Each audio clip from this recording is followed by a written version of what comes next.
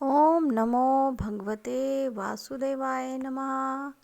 जय श्री कृष्णा, राधे राधे। स्वागत करती हूँ मैं आप सभी का मेरे इस यूट्यूब चैनल पर, जहाँ आपको व्रत कथाएं सुनने को मिलती हैं। तो आज के इस वीडियो में मैं आपको उत्पन्ना एकादशी व्रत की कथा सुनाऊंगी। तो चलिए सुनते हैं इस कथा को।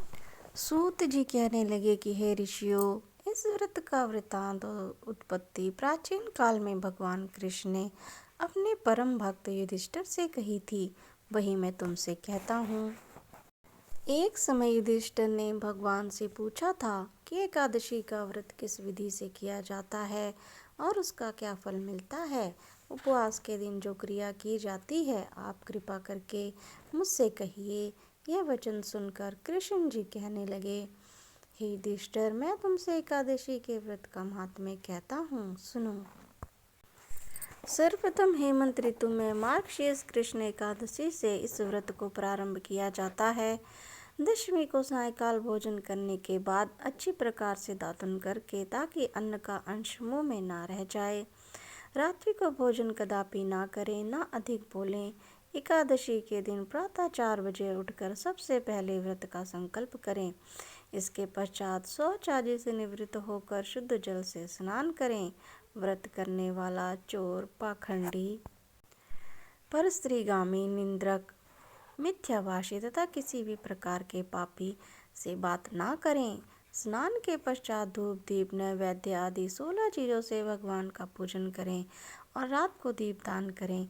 रात्रि में सोना या प्रसंग नहीं करना चाहिए। सारी रात भजन कीर्तन आदि करना चाहिए। जो कुछ पहले अनजाने में पाप हो गए हों, उसकी क्षमा मांगनी चाहिए। धर्मात्मा पुरुषों को कृष्ण और शुक्ल दोनों पक्षी की एकादशियों को समान समझना चाहिए।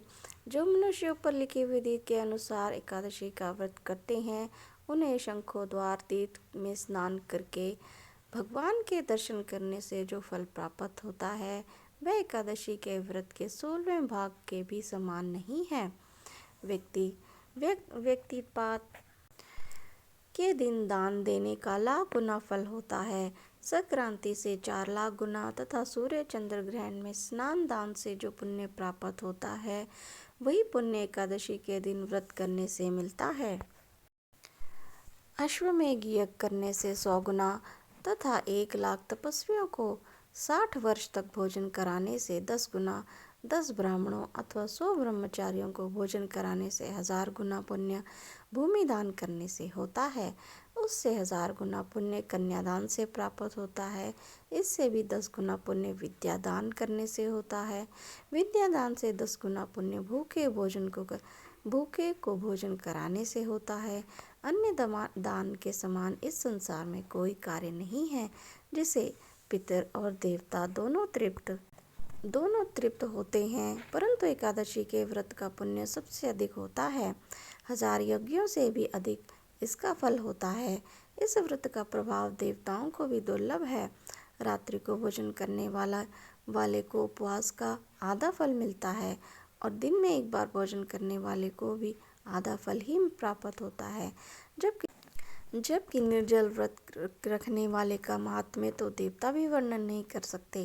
युधिष्ठिर कहने लगे कि हे भगवान, आपने हजारों यज्ञ और लाख गोदान को भी एकादशी व्रत के बराबर नहीं बताया, सो यह तिथि सब तिथियों से उत्तम कैसे हुई, बताइए। भगवान कहने लगे कि हे युधिष्ठिर, सतयुग में मुर नाम का दैत्य उत्पन्न हुआ। वह बड़ा बलवान और भयानक था। उस प्रचंड दैत्य ने इंद्र, आदित्य, वसु, वायु, अग्नि आदि सभी देवताओं को पराजित करके भगा दिया। तब इंद्र सहित सभी देवताओं ने भयभीत होकर भगवान शिव से सारा वृतांत कहा और बोले, हे कैलाशपति, मुर दैत्य से भयभीत होकर सब देवता मृत्यु लोक में फिर रहे हैं। तब भगवान शिव ने कहा, हे देवताओं, तीनों लोकों के स्वामी, भक्तों के दुखों का नाश करने वाले भगवान विष्णु की शरण में जाओ। वे ही तुम्हारे दुखों को दूर कर सकते हैं। शिव जी के ऐसा वचन सुनकर सभी देवता क्षीर सागर में पहुंचे। वहां भगवान विष्णु को शयन करते देख हाथ जोड़कर उनकी स्तुति करने लगे कि हे देवताओं द्वारा स्तुति करने योग्य प्रभु, आपको बारंबार नमस्कार है।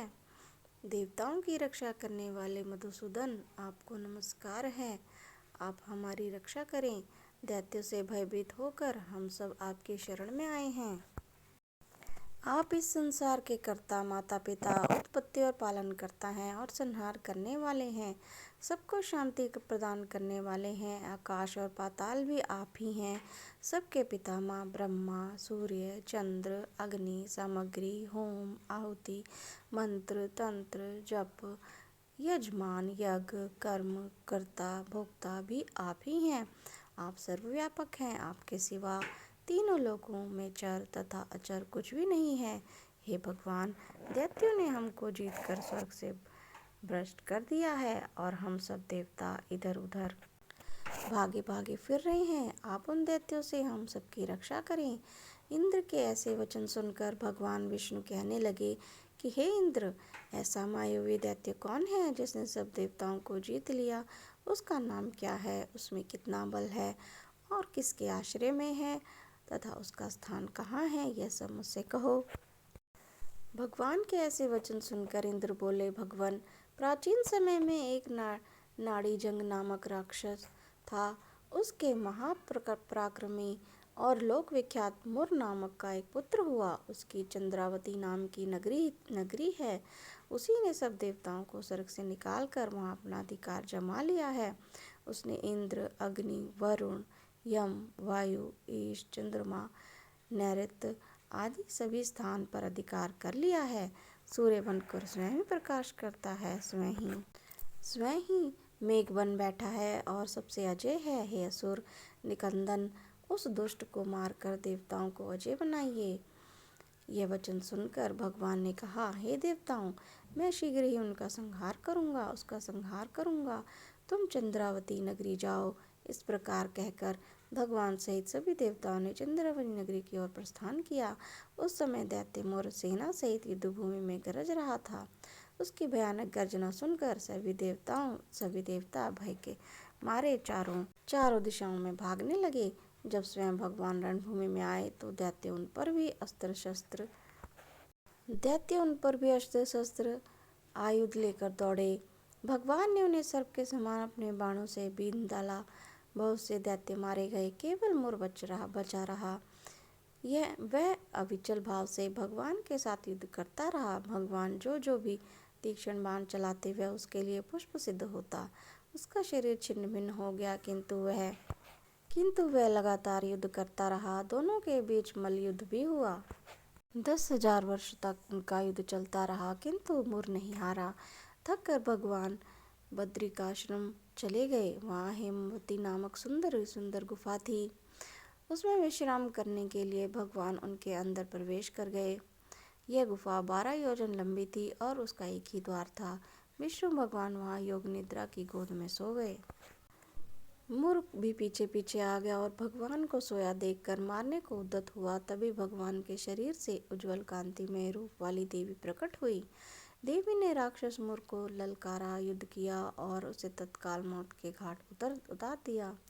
श्री हरि जब योग निद्रा की गोद से उठे तो सब बातों को जानकर उस देवी से कहा कि आपका जन्म एकादशी के दिन हुआ है, अतः आप उत्पन्ना एकादशी के नाम से पूजित होंगी।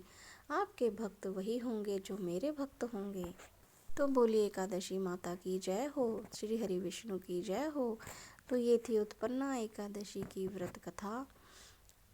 तो अगर आपको ये कथा अच्छी लगी है तो प्लीज़ आप मेरे चैनल को लाइक, शेयर, सब्सक्राइब ज़रूर करें ऐसी ही कथाएं सुनने के लिए।